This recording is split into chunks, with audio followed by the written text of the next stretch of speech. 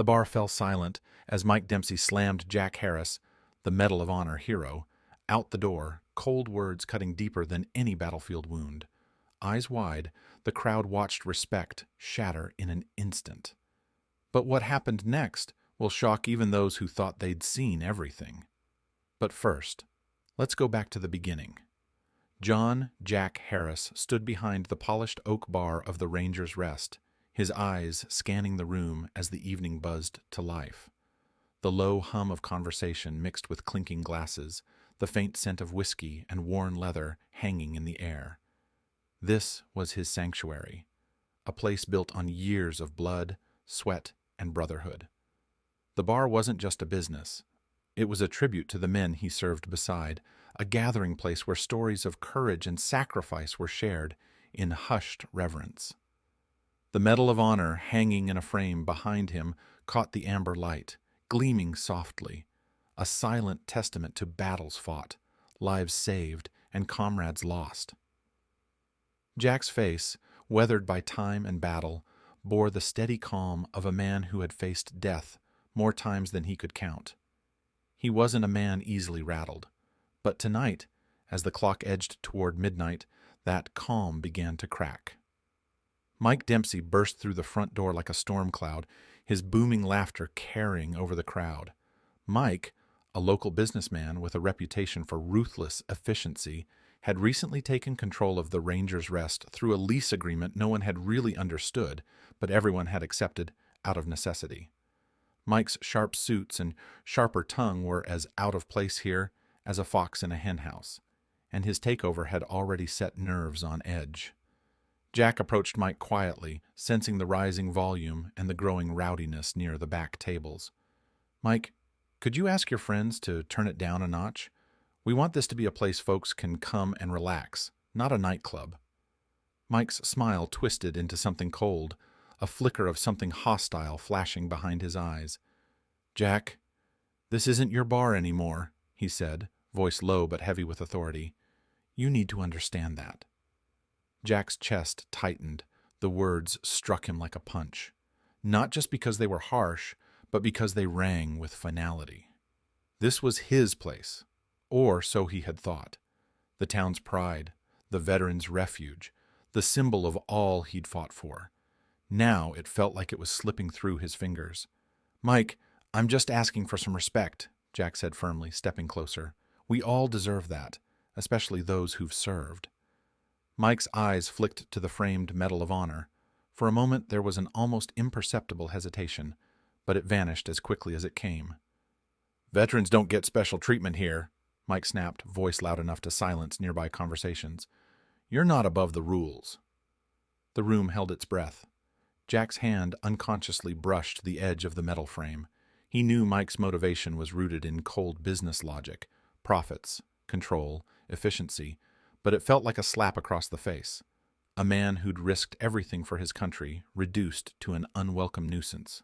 The betrayal cut deep. "Get out," Mike said, gesturing toward the door with finality. The silence that followed was deafening. Regulars exchanged glances, old veterans with hard eyes, locals who knew Jack's story by heart. The injustice wasn't just in the words, but in the act itself, the blatant dismissal of sacrifice and honor for the sake of a paycheck. Jack hesitated for a fraction of a second, then turned. His jaw was tight, but his dignity remained intact. Without a word, he reached for his coat and stepped out into the cold night air, the door closing behind him with a hollow thud. Outside, the chill bit at his skin, but it was nothing compared to the cold feeling settling in his chest. The streets of Cedar Creek felt emptier, as if the town itself had turned its back. Jack's motivation was clear. He wanted respect, not charity, acknowledgement, not pity. To be thrown out like a troublemaker in his own bar was a wound deeper than any he'd suffered overseas. Mike stood inside, watching the door close. His motivations weren't born of cruelty, but from a belief that order and profit required strict boundaries. He saw Jack's presence as a liability, a potential for conflict in a business he wanted to streamline. Mike's tough stance was his armor, a way to assert control in a town that wasn't his own. But the damage was done. Whispers spread among the patrons, indignation bubbling beneath the surface. The shock of seeing a Medal of Honor recipient cast out sparked a wave of disbelief and simmering anger. The story would travel fast, carried on the lips of those who'd come to the Rangers' Rest, seeking solace and brotherhood. Jack's expulsion wasn't just an isolated incident. It was a blow that shattered the respect he'd built over decades, and the fallout was only beginning. Jack's footsteps echoed hollowly on the worn wooden porch of his modest home as he unlocked the door. The night's chill clung to his skin, but the cold inside his chest was far more suffocating. The weight of humiliation pressed down on him, not from a battlefield wound or a physical scar, but from something far more corrosive, the public stripping of his honor. The bar, the Rangers' Rest, was supposed to be his refuge, a sanctuary for those who had bled in service of a country they loved. Instead, it had become the stage for a profound betrayal. Mike Dempsey's words replayed in his mind, a relentless echo. "Veterans don't get special treatment here." The phrase wasn't just an insult. It was an erasure of years of sacrifice, a denial of everything Jack had stood for. Inside, the silence of his home swallowed him whole. He sat heavily in his worn leather chair, fingers brushing the smooth surface of the Medal of Honor displayed on the mantelpiece. It gleamed back at him, a cold, unyielding witness to the honor that was now under siege. The medal symbolized more than personal valor. It embodied the unspoken bond among men who had shared peril and brotherhood in distant lands. Yet here, in the quiet streets of Cedar Creek, that bond seemed fragile, vulnerable to the petty cruelties of a man who saw only profit and control. Jack's mind drifted to his platoon, the men who had shared sleepless nights in the desert heat, the ones who had fought and survived alongside him. They understood what it meant to endure, to sacrifice everything for the sake of others. The thought of their unwavering loyalty was a balm to the raw ache in his soul. It was inevitable that news of the humiliation had already reached them, carried by whispers and the tight-knit network that only warriors shared. Captain Tom Reynolds, their natural leader and a man whose own medals mirrored Jack's in quiet dignity, had called the group together. In a dimly lit room filled with the scent of old leather and worn maps, they had spoken not of retaliation or anger, but of solidarity and respect. Violence was a path they would never choose. Their strength lay in discipline and honor, the very principles Jack had lived by. The plan was simple but powerful.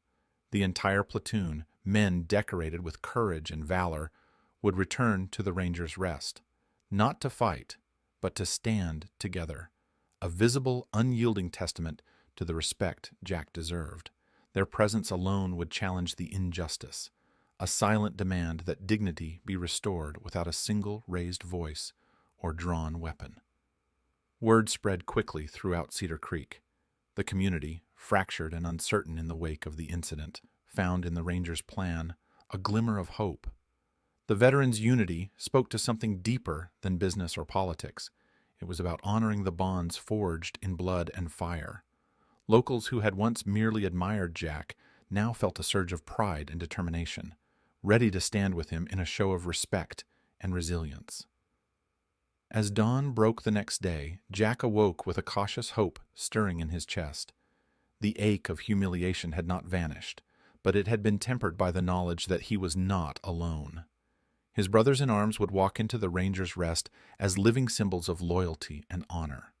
Together they would reclaim the space that had been denied to Jack, not through force, but through the unshakable strength of their collective presence.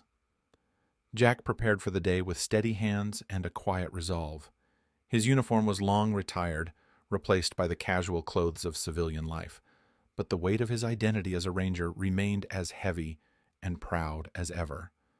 As he looked into the mirror, the lines on his face told stories of hardship and endurance, but his eyes held a flicker of something new, hope.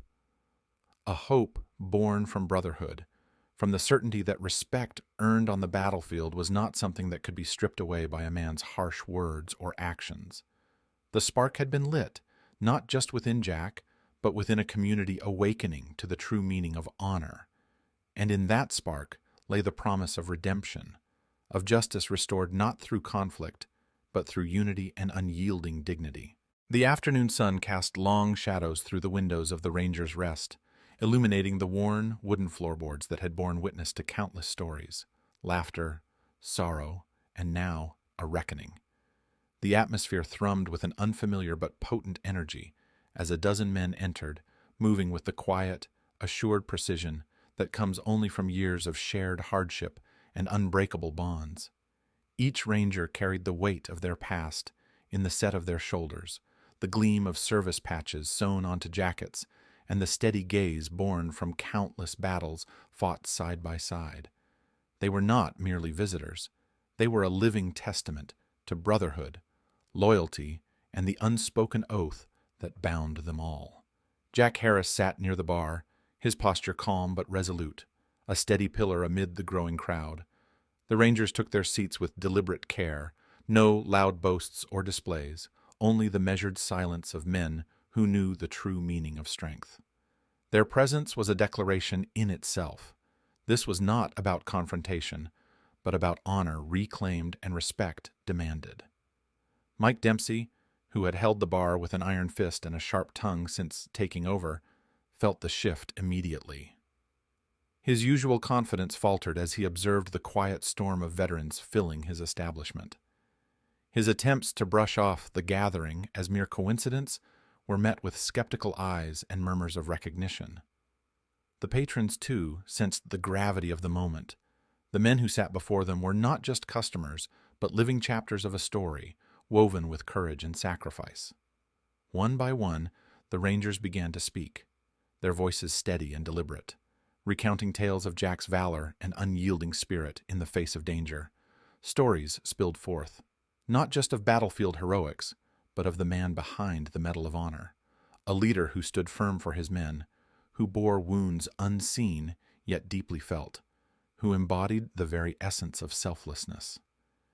Each narrative chipped away at the wall of indifference and hostility that had grown within the bar's walls, replacing it with a growing tide of respect and admiration.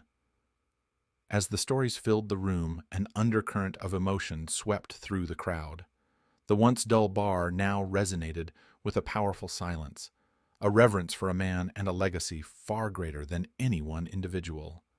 Slowly, the patrons began to rise, their applause swelling like a wave that could no longer be contained.